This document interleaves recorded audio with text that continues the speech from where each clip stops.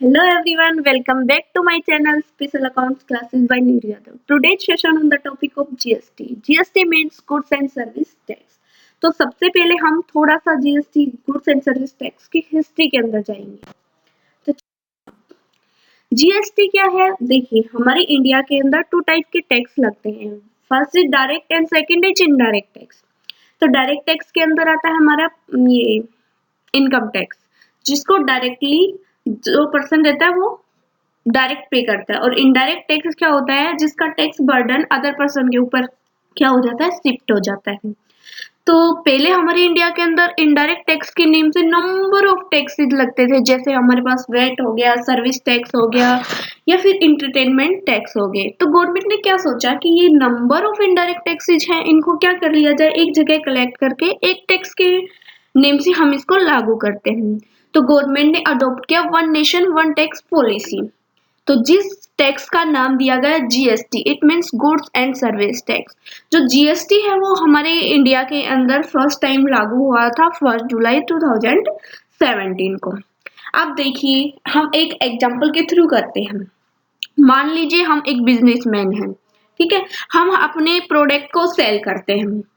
या तो हम क्या करेंगे, intra state sale, it means हम सेल करेंगे अपने प्रोडक्ट को सेम स्टेट के अंदर, तो उसे बोलेंगे इंट्रा स्टेट सेल। अगर हम सेल करते हैं अपने प्रोडक्ट को एक स्टेट के अंदर, मान लीजिए यूपी, तो हम इंट्रा स्टेट सेल के अंदर क्या करेंगे, हम यूपी के अंदर ही हमारे प्रोडक्ट को क्या करेंगे, सेल करेंगे। अब सेकेंड आता है हमारा इंटर स्टेट सेल। इसके अंदर हम क्या करेंगे, सेल करेंगे हमारी गुड्स को one state to another state. मान लीजिए हम यूपी में हैं और हम हमारे प्रोडक्ट को कहाँ सेल कर रहे हैं, एमपी में, तो ये होगा हमारा इंटर स्टेट सेल। अब देखिए, ये जो इस केस में टैक्स की, ये देखिए, तो जो हमारा इंटरस्टेट सेल है उसके अंदर क्या होगा, अगर हम एक ही इंटरस्टेट सेल हमने पीछे अभी पढ़ा था, उसमें क्या पढ़ा था, हम एक ही स्टेट के अंदर हमारे प्रोडक्ट को सेल करते हैं। तो मान लीजिए जो हमारा प्रोडक्ट है उसके ऊपर जो जीएसटी लग रहा है वो कितना लग रहा है, एट द रेट ऑफ 18% लग रहा है। तो इंट्रा स्टेट सेम स्टेट के अंदर जो जीएसटी है वो अलग अलग नेम से कटेगा। तो ये जो टोटल 18% था वो डिवाइड हो जाएगा टू पार्ट्स में। 9% सीजीएसटी मतलब central goods and service tax के नाम से जाएगा, और 9% state goods and service tax, मतलब जो टोटल हमारा टैक्स है 18% उसको डिवाइड कर दिया जाएगा सेंट्रल गवर्नमेंट और स्टेट गवर्नमेंट के अंदर 99% के अंदर। अगर हम एक स्टेट में, अब देखो सेकंड हमारा है इंटर स्टेट सेल। इसका मतलब क्या है, हम हमारे प्रोडक्ट को सेल कर रहे हैं one state to another state. तो इसके अंदर जो जीएसटी है, मान लीजिए हमारा कोई प्रोडक्ट है उसके ऊपर हम कितना लगा रहे हैं, 18% लगा रहे हैं, तो उस टाइम जो टैक्स कटेगा वो आईजीएसटी के नेम से कटेगा। IGST means integrated goods and service tax. तो जो ये 18% एक बार काट लिया जाएगा टैक्स, और उसको बोलेंगे हम आईजीएसटी। और फिर ये क्या होगा, बाद में जो आईजीएसटी है वो सेंट्रल और स्टेट गवर्नमेंट के अंदर डिवाइड हो जाएगा बाद में नियम के अनुसार, जो भी गवर्नमेंट ने रूल्स और रेगुलेशन बना रहे। लेकिन ये हमारे लिए अभी रिलीवेंट नहीं है, क्योंकि हमारे 11th क्लास में हमें इतना डीप में नहीं जाना है। चलो अब देखो, हम एक एग्जाम्पल के थ्रू करते हैं। मान लीजिए goods purchase from Gopal ₹100 and paid 18 for GST, ठीक है, इनपुट जीएसटी ऐसा। अब देखिए ये एग्जांपल हम लेके चलते हैं। गुड्स परचेज की हमने किससे, गोपाल से, ₹100 की, और हमने उसको क्या पे किया है, 18 रुपीज किसके पे किए हैं, जीएसटी के। हुआ यहाँ तक, ठीक है। अब देखिए, जब भी हम मान लीजिए हम मान के चलते हैं एक बिजनेसमैन है, हम गुड्स परचेज करेंगे जिस टाइम, तो हम हमारी बुक्स के अंदर एंट्री क्या करेंगे, परचेज अकाउंट डेबिट।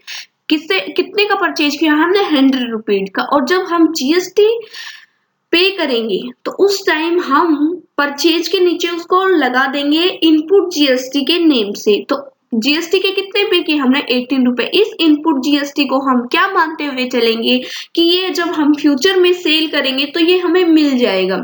तो इनपुट जीएसटी अकाउंट डेबिट, और हमने क्या किया है, क्रेडिट परचेज किया है, क्योंकि पर्टिकुलर पर्सन का नेम दिया है, तो टू गोपाल। हुआ यहाँ तक। हाँ, आप देखिए जो इनपुट जीएसटी होता है हम उसको जब बैलेंस शीट के अंदर शो करेंगे तो उसे हम एसेट मानते हुए चलते हैं। हम ये मान कर चलते हैं जब जीएसटी पे करते हैं कि हम फ्यूचर में, क्योंकि हमारा तो बिजनेस है, अब हमने कुछ परचेज किया है तो हम क्या करेंगे, बाद में सेल भी करेंगे। तो हम ये मानते हुए चलते हैं ये जो हमने जो जीएसटी पे किया है वो हमें बाद में रिटर्न हो जाएगा। तो ये इसको हम किस में शो करते हैं, इनपुट जीएसटी को एसेट के अंदर। तो ये तो थी हमारी परचेज से रिलेटेड। अब हम इसी तरीके से देखते हैं सेल की एंट्री कैसे करते हैं। अब देखिए ये हम एक एग्जांपल के थ्रू करते हैं। Sale of goods ₹200 to Shyam. हमने गुड्स सेल की किसको, श्याम को। इसको भी हम मान के चलते हैं हमने क्रेडिट सेल की है और हमने कलेक्ट किया। देखो जब जीएसटी पे करते हैं तो हम उस टाइम पे करते हैं, लेकिन जब हम सेल करेंगे, परचेज करेंगे तो हम जीएसटी पे करेंगे, और लेकिन जब हम सेल करेंगे तो जीएसटी को हम कलेक्ट करेंगे। वही तक। अब देखो तो देखिए हमने सेल की गुड्स ₹200 की शाम को की है, इसको क्रेडिट सेल मानते हुए चलेंगे, और कलेक्ट किए हमने ₹36 किसके, जीएसटी के। अब देखिए जो आउटपुट जीएसटी जो होता है, हमें जब जीएसटी रिसीव होता है तो जब हम जीएसटी कलेक्ट करेंगे तो उसे हम लायबिलिटी मान के चलेंगे कि अब ये हमें लायबिलिटी, हमें ये गवर्नमेंट को क्या करनी है, पे करनी है। तो हमें इसे बैलेंस शीट के अंदर किस साइड में दिखाएंगे, लायबिलिटी साइड में। चलो अब इसकी एंट्री। अब देखो परचेज से रिलेटेड, एक साइड में हम परचेज से रिलेटेड एंट्री करेंगे, एक साइड से सेल। अब देखो परचेज की एंट्री क्या होंगी। परचेज अभी किया था हमने, परचेज अकाउंट डेबिट ₹100 से परचेज किया था, इनपुट जीएसटी पे किया था, तो इनपुट जीएसटी अकाउंट डेबिट ₹18। अब टू गोपाल, किसके हमने परचेज किससे किया था, गोपाल, क्रेडिट परचेज किया ना, तो इसलिए गोपाल का नाम आया। टू गोपाल 118 हो गए यहाँ पे। अब देखिए जैसे हम परचेज की एंट्री करते हैं वैसे ही हम कुछ एक्सपेंसेस पे करते हैं, तो उनकी जो एंट्री होती है वो भी हम इसी तरीके से करते हैं। अब मान लीजिए हमने टेलीफोन, बहुत सारे एक्सपेंसेस होते हैं जो हम बिजनेस के अंदर पे करते हैं और उनके साथ हमें जीएसटी भी पे करना पड़ता है, ठीक है। अब देखिए मान लीजिए हमने टेलीफोन एक्सपेंसेस पे किए, तो telephone expenses account debit input GST, same purchase के साथ हम इनपुट जीएसटी लगाते थे, ऐसे ही जब हम एक्सपेंसेस पे करेंगे तो इनपुट जीएसटी भी हम क्या करेंगे, पे करेंगे। तो इनपुट जीएसटी अकाउंट डेबिट 18 से टू कैश 118, ठीक है।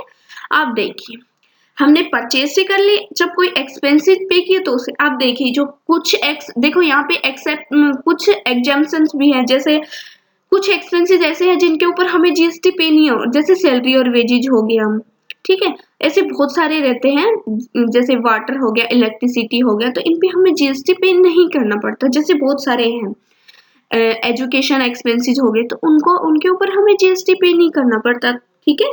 तो ये हमें हमारी बुक्स के अंदर दिया हुआ है, ये ज्यादा रिलेवेंट नहीं हमारे लिए। अब देखिए परचेज की एंट्री जैसे होती है सेम वैसे ही एक्सपेंसेस की एंट्री होती है। अब देखिए कई बार क्या होता है, हम कुछ गुड्स परचेज करते हैं, वो गुड्स क्या निकल जाती है, डिफेक्टिव निकल जाती हैं, तो हम क्या करते हैं, उस परचेज जो किया था हमको उसको रिटर्न करते हैं। अब हम ये मान के हुए चलते हैं यहाँ पे, हमने जो गोपाल से गुड्स परचेज की थी वो क्या सारी की सारी क्या थी, डिफेक्टिव थी, तो हम पूरी की पूरी जितनी गुड्स हमने गोपाल से परचेज की थी उसको हम रिटर्न करेंगे। अब तो देखो एंट्री क्या होगी, जो परचेज की हमने एंट्री की थी परचेज रिटर्न की सेम रिवर्स एंट्री होगी।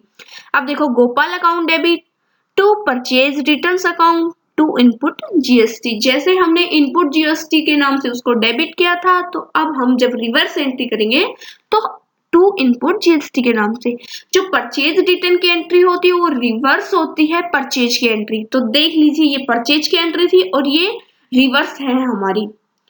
जिनको डेबिट किया था उनको क्रेडिट कर दिया और जिनको क्रेडिट किया था उनको डेबिट कर दिया। चलो अब सेल से रिलेटेड, अब देखिए सेल से रिलेटेड एंट्री।